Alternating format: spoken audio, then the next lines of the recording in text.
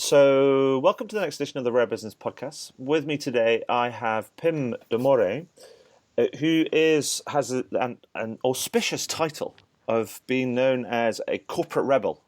Pim, how are you doing? I'm very well, Adrian. Thank you. How are you? I am splendid, sir. I'm splendid. So, Pim, for the benefit of with a title like corporate rebel, you have to kind of explain a little bit and about kind of what that means and a bit about you and about the work you do, but both for my benefit and also for our listeners and readers, if you will. Well, the title out in when we started our business called Corporate Rebels, which, by the way, when we started, it wasn't really a business. It was fully born out of frustration. We had experience of about 3 years working in corporate jobs after we graduated. Joost and myself, and we were both working as engineers in large organizations. Right. The work we did is something that we actually like to do. The problem was that it was the organization around it and the way it was structured, with all the bureaucracy and the lack of freedom. Is that we started to become more and more frustrated. And after about 3 years, we said, well, this is not what we want to continue doing. We believe there's a better way of running organizations that more benefits from the motivation of people. Right. So we simply said, let's quit our jobs and let's start looking at these examples that are there already around the world of companies that really challenge the status quo in how organizations are run. So that's what we did. We quit our jobs and we set up a website called corporaterebels.com. Okay. On which we made a list actually of the companies that we wanted to visit and the people we wanted to visit to learn from how to make work more fun. Okay. So now it has evolved in 20 months. It has evolved to a lot of things, but the most important thing is that everything we do is focused on making work more fun. Perfect. Now, I mean, what I wanted to do. I mean, thank you for that. So, what I wanted to do is, because you talk about this list, you talk about it as it's a bucket list. Now, I've been following your work in progress for a little while right now, because I sort of scan and kind of pay attention to all these people that are doing interesting stuff, and I know that your bucket list gets. It started off with a certain number, and it keeps getting longer and longer, and it's taking you to all sorts of different kind of places and spoke to all sorts of different people. But I guess my question would be, how did you start with the list? I mean, how did you identify those companies to start with? Also, how many have you visited? And is the list growing faster in length than the number of companies that you can visit and research? Well, to start with the first question, we started out with about 35 people and organizations on that list. Yeah. Those are the ones that we initially wanted to visit to learn from and to share their stories on our blog. And how we picked them was simply by looking at the organizations that we liked the most, the ones that we thought it would a great place to work. Right. Doing something different what traditional organizations are doing to show that there's another way of working. Right. So we had been reading books during our corporate jobs about these companies, which started with a Brazilian company called Semco. Ricardo Semler is one of my heroes. I just want to say that. Yeah, well, also for us, it started out with that organization, and they did some radical stuff, and apparently they still are doing this. So that triggered something in us, and we thought, how can it be true that there's an organization working like this, with people being so motivated there and being so successful? Why are not other organizations doing it? Right. So we started looking at the other ones, and then initially we found about 35. And along the way, during our travels, that list started to grow because we simply saw more examples out there, more inspiring stories of organizations. Right. That we added them to the list. And the list is still growing. It's now about 85. Right. And we visited about 60 of these organizations. Perfect. I mean, that's excellent. So, but I also kind of know that, as you developed the business, I mean, you talked about, as you developed the website, because it started with a website and it's now developed into a business where you share, on top of the research and the writing, you do a set of kind of talks and workshops and a bit of consulting and so on and so forth. As more and more people get interested in this idea of how do you make work more fun. But I know you've also distilled what you've learned so far into like a series of habits or practices, I think you kind of call them as well. Can you tell me a little bit about those? I mean, and to give us an overview of kind of what are the things, the themes that you've found out that resonates and run through all these different companies. Yeah, and it's maybe good to explain a little bit about why we did that. Okay. Our aim is not to come up with a one-size-fits-all solution for every organization, Right. Because we don't believe there is one. Right. It depends heavily on what kind of environment you're in, what kind of business you run, how many people are work there, but also what kind of people work there. Yes. And we hate the people and the gurus out there that say, well, these are the 3 things you need to do to become an inspiring workplace. Yeah. I have the answer. Yeah, and unfortunately, even though we set out to find this one answer, after a couple of weeks, we figured out we were never going to find it.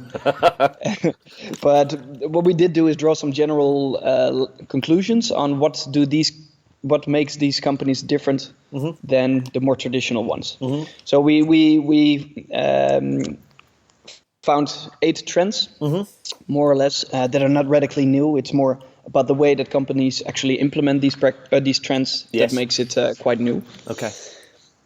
So the first one is from a focus of purpose only to a focus on purpose and values. So what do I want to contribute to the world instead of how can we make as much money as possible? Right. Not something very new, but definitely something that is a very powerful way of engaging and motivating employees. Uh-huh. The second one is from hierarchical pyramids to a network of teams. So getting rid of all the silo thinking in organizations where people only focus on their small portion of the work and bringing them together in multidisciplinary teams of 10 to 15 people, Right. who are responsible for their own results. Okay. The third one, from directive to supportive leadership. So instead of telling your people what to do, asking them and supporting them the best way you can to deliver great work. From planning and predicting with the annual budgeting cycles and that kind of stuff, to continuously experimenting and adapting. Okay. So understanding that you cannot perfectly predict the future, just simply try to experiment with new ways of working, new products, new services, and continuously adapt based on your findings. The fifth one, from rules and control to freedom and trust. Right. So just people are adults, educated adults. They are perfectly capable of making their own decisions instead of telling them what and when to do at every moment in their work. The sixth one is from centralized authority to distributed authority. So from only a few people in the organizations calling the shots to everyone in the organization calling the shots. Seventh one, from secrecy to radical transparency. So really sometimes being really transparent, opening up salary levels, all the documents, all the data, all the financials of the organization. Right. And the eighth one is from job descriptions to talents and mastery. So focusing really on what people want to do and what they are good at, and then making sure they can become better in this and develop them in those skills. Excellent. Now, I have a couple of questions, if I may, on those, because it seems to me there's some, those are some trends. I mean, and I'm seeing similar sort of things as well in sort of some of the work that I'm kind of doing. And it seems to me that there is almost an underlying thing that runs through many of these, that it's around having a bit more of a mature view or perspective on the relationship that people have with each other within organizations in many kind of ways, and sort of reevaluating kind of why people, as you say, why people, the nature of work and why people want to come to work. Would you agree with that? Yeah, fully. It's really strange that at home, when we look at our private lives, yes, we are capable of making decisions about, for example, buying a house and getting a mortgage. Yeah. So making decisions based on hundreds of thousands of euros. At the same time, we are capable of raising children, educating them. Yes. We know how to run a family and to do everything we need to do to get that done. But all of a sudden, when we get to work, people are expected to not even spend $500 based on their own decisions. All of a sudden, we need all these rules in place for people to behave and to act in certain ways. And I think that's old-fashioned, and it's the way we still look at work quite a lot. And I think that is something that really needs to change. Yeah. And what do you think are I mean, so there's also the other one around different style of leadership, but also around how we structure organizations, like from hierarchical pyramids to networks of teams, and from rules and control to freedom and trust, and so on and so forth. But does that mean that we have to do away with a functional organization, or is it more about you're thinking about overlaying a set of behaviors that can sit above sort of functional organizations as well? So these behaviors could actually coexist with traditional structures, or are you thinking that actually we need to get away with traditional structures?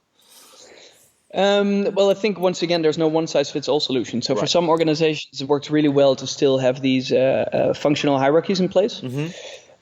But we see that the biggest problem in those hierarchies is that people don't communicate to each other while they are all part of the same process or the same thing that needs to happen to make customers happy. Yes. And in traditional functional organizations or functional hierarchies, a lot of these people don't communicate with each other. And how can you ever do a good job if you don't even communicate? For example, if you're working in the sales department and you're not talking to the production department, for example, or the finance or the HR department. If you don't talk to each other, how can you ever do a good job in running your business? So while you go for the hierarchical pyramid or a network of teams or somewhere in between, which is also what a lot of these organizations are doing, bringing these people together is the most important thing. Making sure that they talk to each other, they work together towards a common purpose, and that they also are these teams or these departments are small enough for people to feel like they are part of that community. Because if these silos grow too big, people become anonymous, they don't know each other anymore, and therefore communication doesn't happen that well anymore. Sure. And because I mean, forgive me, but this almost sounds all very grown up and quite commonsensical in many ways. But so, what are the main sort of blockers in making this kind of happen? I mean, is this like more of a mindset shift, or is there something else that needs to happen in order to facilitate, a move towards some of these practices?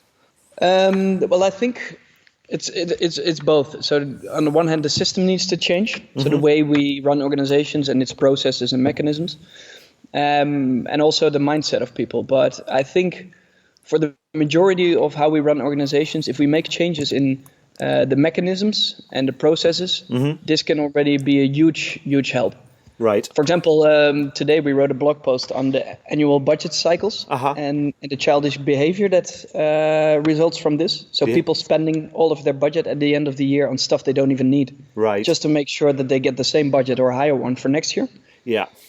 Look, this is not something that people think is a good thing to do. No. But because of the mechanisms we have in place, people still do it. Yes, so if you find ways of changing these mechanisms, this can be already a very powerful way of doing it. And I think what is one thing that really blocks people and organizations from implementing this is that they simply most of the time don't know how to do it.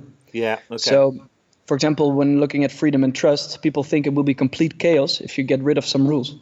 Yes. But in real life and in reality, we see that this simply doesn't happen. People all of a sudden start acting more like adults instead of childs who have to live up to certain rules. But it's a bit. Is that not a little bit like, if you recall how well? I mean, it still happens now, but there are times when you say to people, "Oh, you should have like a 100% money back guarantee on your products and services," And then people all get kind of really frightened about that because they start, a lot of people flip to what happens if everybody comes and asks for their money back? And you go like, well, is that, people have got that guarantee under sort of consumer rights in many cases anyway. And yet you making it explicit, it's like, it's never happened in the past. Why would it happen in the future if you're good at what you do? So it's almost like there is that fear mentality that we flip to the improbable, what's not likely to happen. And I guess you've got to help people, I guess, take baby steps to get to that kind of point. Yeah, true. And what we often hear is that these organizations call this managing for the 3%. Right. So we make rules from the 3% that might abuse certain rules and regulations. And we forget about the 97 who would be perfectly capable of making their own decisions. And we kind of create barriers for them because of what the 3% might be doing. A good example of this is, for example, also what I experienced in my own corporate job when I I had to travel a lot, so I had to fill in all these expense claims when I came back. It was a terrible process, and then I had to go to my supervisor, and he had to sign off, or he had to give his approval. Then it was sent to a separate department. Yes. That was solely set up for checking expense claims. Right. So there were people working full time there because there were a lot traveling in the company, working on checking these expense claims and making sure that they were according to the company guidelines. Yes. So this took a huge amount of not only time and effort, but also of money, because these people were spending their full-time jobs on it. Yeah. Looking at, for example, Netflix, they say, well, we believe people are perfectly capable of making their own responsible decisions on this. So let's get rid of all these rules. And they have only one rule in their travel policy. Yeah. Act in Netflix's best interest. Yes. So the people are free to decide whatever they want to decide. Just use your common sense and use the money as if it were your own. Yeah. Which helps them to get rid of all this frustration, this time spent on doing useless work, but also on reducing costs, because you don't need all these expensive control mechanisms in place. Absolutely. So, Pim, so I'm really interested in sort of organizations that produce better outcomes for both their customers and employees, and what happens kind of when they do interesting and innovative things, like some of the things that you're talking about. So I'll tell you what would be really useful for me, and also the people that are sort of tuning in for this interview, is if you could give us a couple of examples of companies that you visited off your bucket list, then probably ones that they might not have heard of, because I know that you've talked to a wide range of different companies about almost a description of some of the things that they've done and what they did and what sort of outcomes it allowed them to achieve, because then that would sort of bring some of this sort of stuff to life, if you know what I mean. Yep. Well, one example that's still very inspiring to me is the Belgian Ministry of Social Security. Okay. And always when we talk about these kind of organizations, people always say, well, it's great that it works over there, but it will never work in my organization. So there's a lot of prejudice, and always people, especially when you look at governmental organizations, people tend to think that it's impossible there. But this guy who became the leader of that department, Frank van Massenhoven, he radically changed the way the organization worked by focusing way more on freedom and trust. Yes. Than on rules and controls. So people now they can decide where they work, when they work, how they work, and with who they work. Right. So they can spend as many hours a week as they want on their work, or as few, but it doesn't really matter as long as they get the right results. So are you saying that he used that sort of the practice sort of 5 from rules of control to freedom and trust almost as his lever to instigate sort of the more broad-reaching kind of change? Yep. Yeah, because he wanted to treat his people also like sensible adults. Yeah. And he said, well, you're perfectly capable of making your own decisions. What we just have to agree upon is what results we want to achieve with the department. Yes. And as long as we get the results, I don't care where you work or when you work, as long as we get the results done. So now, for example, on an average day, there's only 10% of the people in the office. Right. The rest is either working from home or in a bar or somewhere else, or they are not working if they don't want to. In an average week, they work about 33 hours, while they have a contract for 40 hours. Okay. So, but he says, I really don't care. As long as people get the right results, then everybody's happier. Okay. And some of the results that came out of this, for example, is that they have the lowest sick leave in the country. That they were able to reduce their office costs significantly, because now only 10% of the people are actually in the office. And one really interesting one, and this is actually something that we see in a lot of organizations, is that from the people that want to work there, like in Belgium, it works like this: when you're a recently graduated student on public administration, yes, you have to decide which ministry you want to work at. Okay. So before the transformation at this department, about 18% of the people wanted to work at that department. Yes. After the transformation, 93% of the people wanted to work there. Nobody wants to work anywhere else in government. No. So they could easily differentiate from the others. So for them, it worked really well. So now, also when they put out a job vacancy, before the transformation, only 3 people replied on average, and now 57. Right. So you can really see what it did for them, and this is a trend that we see in almost all the other organizations as well. For example, sick leave going down, productivity going up, and especially engagement and happiness within the organization really skyrocketing. Excellent. What a great example. I mean, can I push you for another one, Pim? Just because I think that's kind of the Belgian, Department of Social Security. I mean, that's just wild. It shows you kind of that, you know what, anybody can do this. Yeah, well, and another one that's really one of the most beautiful examples that we've seen is a Dutch organization called Buurtzorg. Oh, I've heard of these guys. I want to hear the story. They're amazing. Yeah, and they started about, I think, in 2006 when the founder, Jos de Blok, came out of a traditional, what they do is home care nursing. Yes. And he came from a traditional organization where you had the one department which was planning the work. Then you had the nurses who were actually executing the work, and they got their timetable. And it said, well, you can spend 30 minutes at that client or that patient, and you can spend 40 minutes at that patient, and so on and so on. So they couldn't make any decisions of their own. They just had to follow the schedule and do the things that they were supposed to be doing. Instead of simply looking at, okay, this is one of our patients, what does that patient need in order to get the best possible healthcare? Sure. So Jos de Blok, the founder, quit that traditional organization and started his own Buurtzorg with the idea that the nurses are perfectly capable of running their own neighborhoods. Right. So they started with about a team of 4, I think, and nowadays only 12 years later, they have 14,000 nurses working for them. Wow. So it's huge. And the beauty of it is, with these 14,000 nurses, there's not a single manager working in that organization. The headquarters consists only of about 40 people. Right. So you can imagine their overhead costs are really low. Yes. So the salary levels for the nurses are a bit higher than traditional companies. Uh-huh. But their overhead costs are 1/3, for example, of traditional organizations. Right.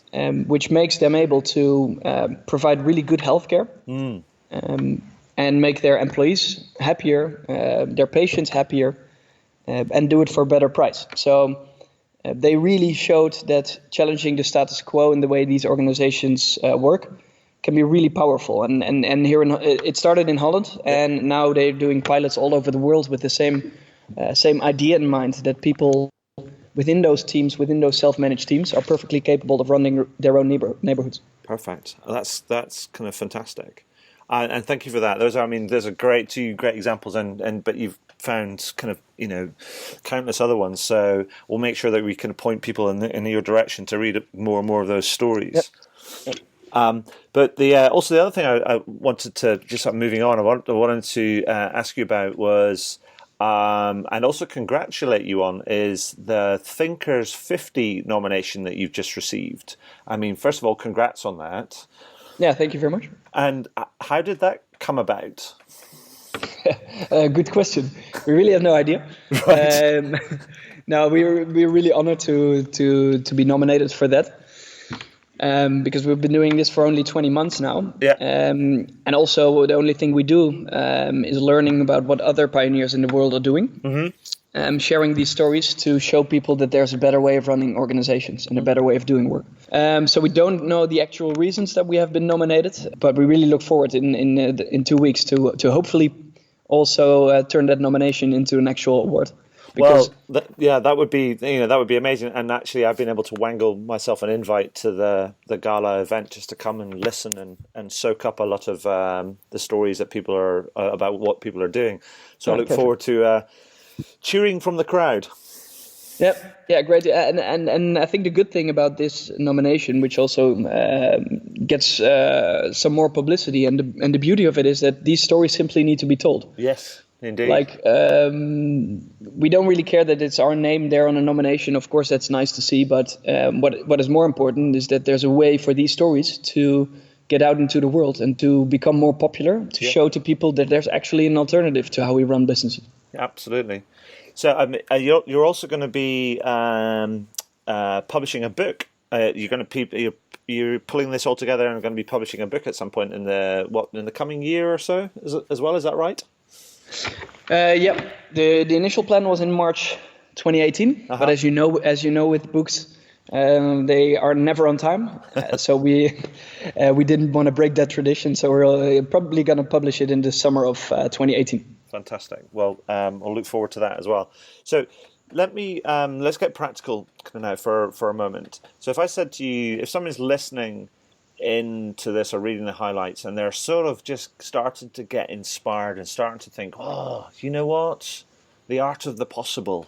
Ooh, kind of what can I do with kind of my organization, or what kind of, where can I start? I mean, what would you encourage them to do in terms of starting the process? Because it is a bit of a process and a bit of a journey, I guess. Yeah, and it's definitely not always easy. Mm-hmm. But what is the easy part is to convince others around you that this is a really nice way to work. Right. So normally when you want to make a change, it's really hard to get people on board and to find people that are willing to support you in your cause. Mm-hmm. Well, I think with this one, and that's also what we notice when we work with customers, it's inspiring people and getting them on board to start making small changes is something that's quite doable. Yes. So just to come up with a nice couple of inspiring stories of what these companies are doing, share it, show what is possible, and then people automatically become inspired, or at least most of them. Yes. So then you have a good starting point, because I think one of the biggest problems currently in organizations is that we always transform based on a forced change. Right. So top management decides something and the rest of the organization simply has to execute it. Mm-hmm. We've seen that it's way more powerful to simply go and talk to your people. So, for example, if you're working in a team and you want to change something, then come up with some of these inspiring stories, share them with your team, and get a conversation going about what you guys would add, keep, or remove from your current workplace. Mm-hmm. And simply these discussions is also what we do with customers. Coming up with, okay, what is it that people actually want to change? What frustrates them in their work and what motivates them in their work? Yeah. And how we can get less of the first and more of the second one. Yeah. And then we simply come up with a long list of best practices and ideas of what other companies are doing. Mm-hmm. And then start experimenting. So listening to people and then designing small experiments to change something. Yes. Is a very powerful way to actually make a large change in the long run. Yeah. But it all simply starts by experimenting and learning from those. And it doesn't have to be difficult, as long as it's a small change that you make and you can build upon that one. It's because it seems to me it's all about breaking the bonds of inertia in many ways. Yeah, and simply these discussions are never held in most organizations. We never ask people in teams, what is it that we can do for you to make sure you can do a better job? Fantastic.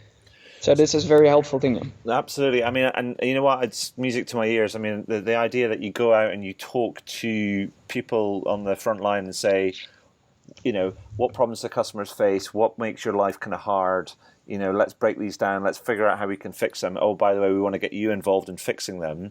It's just, it becomes a systemic sort of thing, is that people can become more engaged, you produce better experiences all round. It's just, it's such a straightforward but hugely powerful way to operate.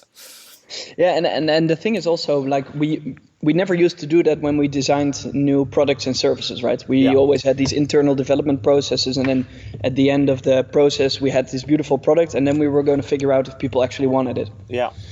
That has changed quite a lot with the lean startup methodology and all these ways of working that focus way more on getting the customers involved in an early stage. Yes. To actually figure out with them what it is that they need. Absolutely. The same thing doesn't really happen in businesses yet, in how we are organized. So simply using this theory and this idea of involving people in the short term and from the start, and then designing services, or in this case, the organization around them, is a very powerful thing that I think in the next 10 to 20 years will be way more important in organizations. I think you're completely right. And it's starting to kind of bubble up. It's starting to kind of merge, but it's actually we're still at the early stages of it. Yeah. So, Pim, before I move on to my couple of final questions that I want to ask, is there anything else that you'd like to add that you think that we've kind of missed out on? I mean, based on our discussion of the last few minutes. No, the only thing I really want to stress is to people that are listening and want to do something with this, simply go ahead and try it. Yeah. Because the only thing that separates companies from doing it and the ones only talking about it is the thing simply doing it. always also when we talk to people like, for example, Jos de Blok, who founded Buurtzorg, Yeah. they always say, well, don't make it too difficult. Just start trying and experimenting and then learn from there. Yeah. And then we come up with these fancy questions on their strategy and this kind of stuff. And they all just say, well, don't make it too complicated. Just go ahead and try and learn from that. Absolutely. Thank you. So my last a couple of final questions. So I wrote a book last year. It's called How to Wow. And what I've been doing ever since it got published is asking everybody I've been speaking to on the podcast for their perspective on what wow service or experience means to them. And so I'd be really interested in your perspective on that, Pim. Well, for me, the wow thing, of course, is to involve employees in running the business, in designing the business in the best possible way. If you're able to do that, then I believe that the rest will follow. Mm-hmm. If you just put them in charge of how an organization is run and how they do their job, then I'm 100% sure that the results will follow. Perfect. And that brings me to my final question, Pim, that I always ask at the end of these interviews. And we've done, I think we're getting close to 250 of them now. And the question is this: is there anything that you would like to shamelessly plug? Well, two actually. Go for it. If I get the chance now, anyway. Go for it. The good one, the first is for free. So visit the blog. There's a huge amount of stories and best practices all freely available there that really can help you get some inspiration from what these amazing companies around the world are doing. Mm-hmm. The second one is that we've recently developed a survey which actually measures the progressiveness of the organization. So it determines the current state and the future state or the desired state of what the organization wants to become. Simply by asking people a list of questions, the employees a list of questions based on the research we've done to these progressive organizations. Yeah. And based on that, it's a great starting, or that survey, the outcome is a great starting point for making any transformation, because you can simply focus your transformation efforts on what it is that people really want to change. Perfect. Pim, I will make sure I get that all linked up so we can point people in the in the right direction if they're reading the highlights. If people want to find the blog or the survey, they should just search for Corporate Rebels on all of the major search engines, and they'll find you, I guess. But I just want to say finally, thank you so much for your time and for sharing your experience with us. Congratulations on the journey and the Thinkers 50 nomination. And that's been great. Thanks very much, Pim. Thank you, Adrian, for having me.